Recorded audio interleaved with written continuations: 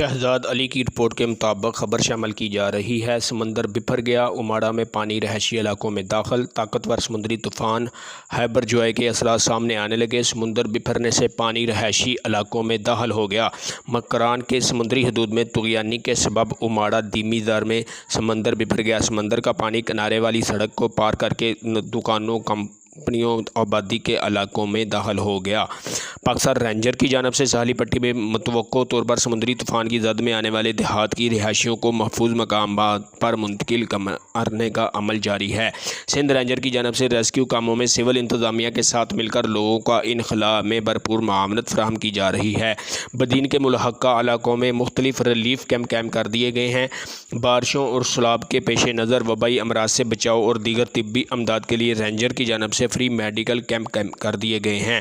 عوام سے درخواست کی جاتی ہے کہ محفوظ علاقوں میں نقل مکانی کے سلسلے میں رینجر اور سول انتظامیہ کے ساتھ بھرپور تعاون کریں تاکہ قیمتی جانوں کو محفوظ بنایا جا سکے۔ تیز ہواؤں میں ہرگز گھروں سے باہر نہ نکلیں اور نہ ہی اس سمندری طوفان کو مذاق سمجھیں۔ محکمہ موسمیات کے مطابق آج سے ملک بھر میں بارشوں کا سلسلہ بھی شروع ہو رہا ہے۔ کیمرہ مین ساجد علی کے ساتھ شہزاد علی، نیوز 4۔